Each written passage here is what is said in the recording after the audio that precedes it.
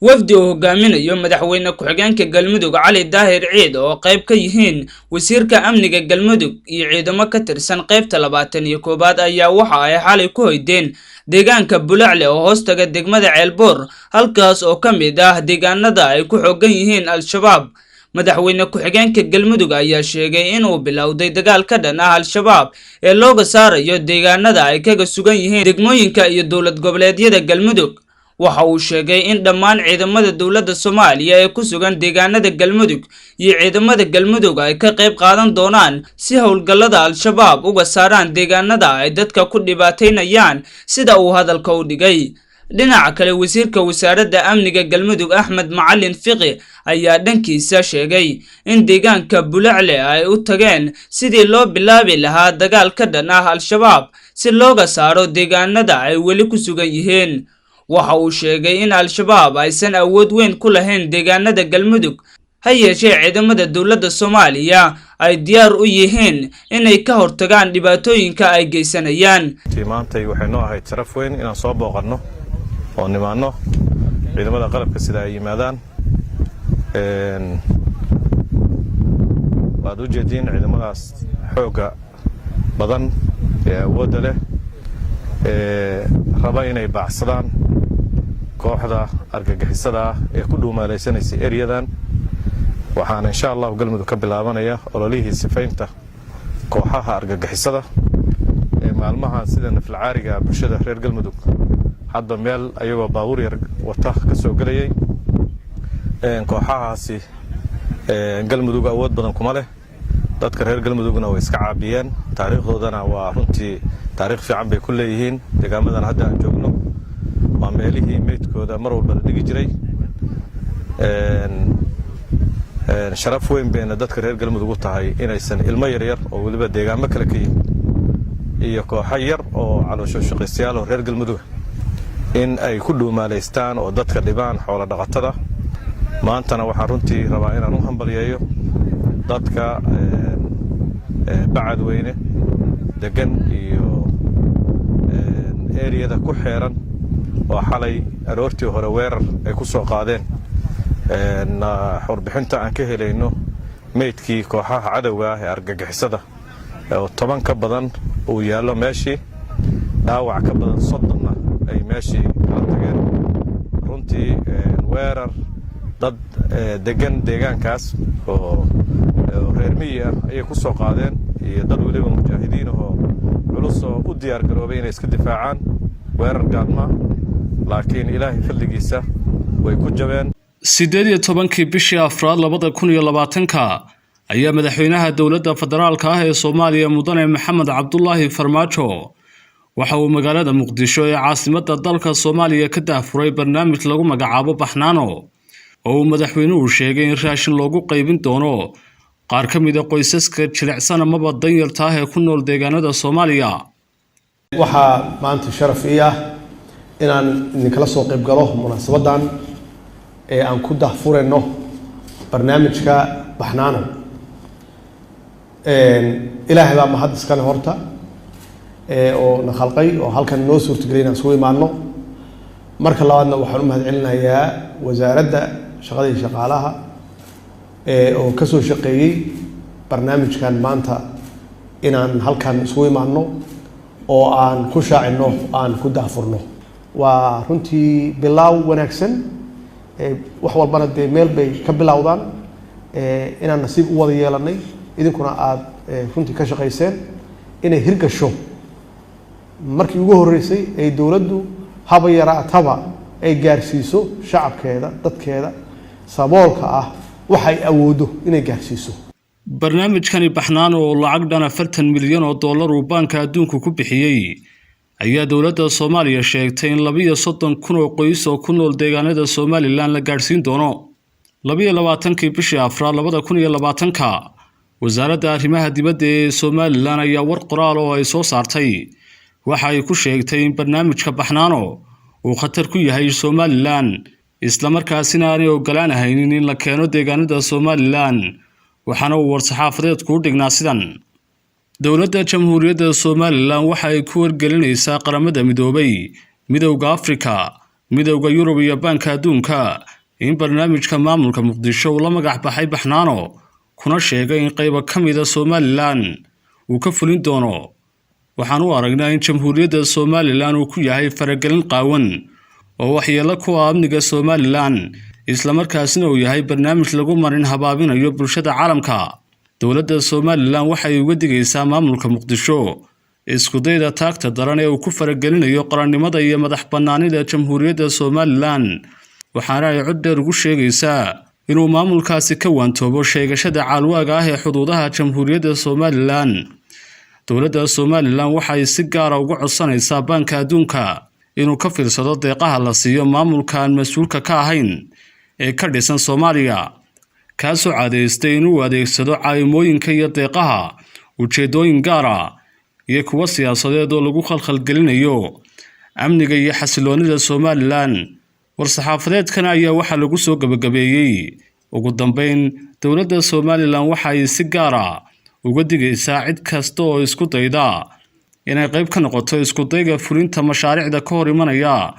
madax bannaanida iyo qarannimada Somaliland. haddaba muddo 3 bilood iyo dheeraad kadib barnaamijkii baxnaan oo magacii laga bedelay ayaa lagu daafuray magaalada Hargeysa ee caasimadda Somaliland 10kii bishii 8 2020 ayaa wasaaradda shaqo-gelinta iyo arrimaha bulshada ee Somaliland waxay magaalada Hargeysa ka daafurtay barnaamijkii baxnaano oo magaciisa loo bedelay Taakulo, isla markaasina raashin lagu gaarsiin doono 32,000 oo qoys oo ku nool deegaanada kala duwan ee Somaliland. wasiirka wasaaradda shaqo-gelinta iyo arrimaha qoyska ee Somaliland Marwe Hinde Jaamac Gani oo ka warbixisay barnaamijkani ay wasaaraddeedu ka daafurtay magaalada Hargeysa ayaan sheegin barnaamijkani cidda keentay iyo xagga uu ka yimi iyo waliba cidda bixinaysa dhaqaalaha barnaamijkani. waxa ii suuragalay inaan ku guuleysto mashruuca 2020 mashruuca ay ka faa'iideysan doonaan 32,000 oo qoys oo bulshada reer Somaliland kana kooban gobolada Xaysimo, Saraar, Selel iyo gobolka Gabiley, kuwaas oo loo xulay abaarihii soo noqnoqday wixii ka horeeyay 2017 marka lagu daro duufaantii sagal ee ku dhacday xeebaha galbeedka Somaliland. alxamdulilaahi rabbil caalamiin maanta ayaanu daahfurnay si toos ah ayay u bilaamayaan. waxaana mashruuc ay dawladdu gacanta ku hayso oo ay hormuud u tahay wasaaradda shaqo-gelinta arrimaha bulshada iyo qoysku, isla markaana noqon doona biidmillaahi raxmaan mid lagu soo shubo lacagtiisa wixii sanadan 2020 ka dambeeya akoonka wasaaradda maaliyadda jamhuuriyadda Somaliland si loogu dibiro hawlaha iyo baahiyaadka bulshada reer Somaliland ee nugul. haddaba si aanu arrintan wax uga ogaano waxaanu khadka telefoonka kula xiriirnay wasiirka wasaaradda shaqada iyo shaqaalaha ee dowladda federaalka ah ee Soomaaliya mudane Saadiq Warfaa. inkastoo wasiir Saadiq waanu si faahfaahsan noogu waramin, haddana waxaan weydiiyay bal waxa ay ku kala duwan yihiin barnaamijkii baxnaano ee madaxweyne Farmaajo Muqdisho ka daafuray iyo barnaamijkani Taakulo ee Hargeysa laga daafuray. inshallah khayr baan ku wadaynaa. waxa tirada aslan dadka ay wax wada helayaan. dhinaca kalena wasiir Saadiq Warfaa waxa uu sheegay in dowladdiisa Soomaaliya aanay dhibaato warag magaca laga bedelay barnaamijkani baxnaano ee loo bixiyay Taakulo. anigu waxa kulay markalan suursanayna inshallah relax. dhanka kalena agaasimaha guud ee wasaaradda shaqo-gelinta Cabdirashiid Ibraahim oo isagu ah mas'uulka la sheegay in barnaamijkani uu keenay Somaliland ayaanu la xiriirnay si aanu arrintani wax uga weydiino, balse nasiib darro naga muuqan telefoonka. waxaan mar kale u dirnay fariimo noogamanu jawaabin. sidoo kalena wasiirka wasaaradda shaqo-gelinta iyo arrimaha qoyska ee Somaliland Marwe Hinde Jaamac Gani ayaanu iyadana la xiriirnay waxaan weydiinay bal waxa ay ku kala duwan yihiin labadani barnaamij, balse wasiiradu waxa ay ka gaabsatay inay wax uga naga siiso arrintani. dowladda federaalka ee Soomaaliya ayaa ciidamo hor la u dirtay gobolka Gedo xilli lagu gudi jiro fulinta heshiiskii magaalada Dhuusameeb ku dhex maray madaxweyne Farmaajo iyo Axmed Madoobe oo madaxweynaha Jubbaland ah. ciidamo aad u qalabaysan oo diyaarado lagu qaaday ayaa la sheegayaa inuu madaxweyne Farmaajo u diray magaalada Doolo, kuwaas oo qayb ka noqonayo ciidamo hore halkaasi ugu sugnaa oo ka tirsan dowladda federaalka. ciidamadan ayaa ah kuwii lagu tababaray saldhigga ciidamada Turkiga ee ku yaala Muqdisho waxaana garoonka diyaaradaha Doolow ku soo dhaweeyay abaandulaha ciidamada Gorgor ee halkaasi ku sugan Axmed Deeq Xasan lama oga ujeedada ciidamada loo geeyay Doolow balse taliyaha ciidamada xasilinta ee gobolka Gedo Bakaal Kooke ayaa laga soo xigtay inuu bilaabanayo howlgal ka dhana shabaab inuu sidaas yiri dowladda federaalka iyo ciidamada Itoobiya ayaa waday qorshe lagu xareynayo deegaanada Jubbada Dhexe maadaama hore khilaaf uu kala dhaxeeyay Axmed Madoobe iyo dowladda dhexe inkastoo markii dambe qorshahaasi uu fashilmay fiidkii waxa ay weeraro bambaanooyin gacmaha laga tuura loo adeegsaday ee lagu weeraray dhowr xarumood oo hoos yimaada maamulka gobolka Banaadir kuwaasoo isugu jira xarumo degmo waaxiyo iyo weliba xarunta maamulka deegaanka Garisbaalley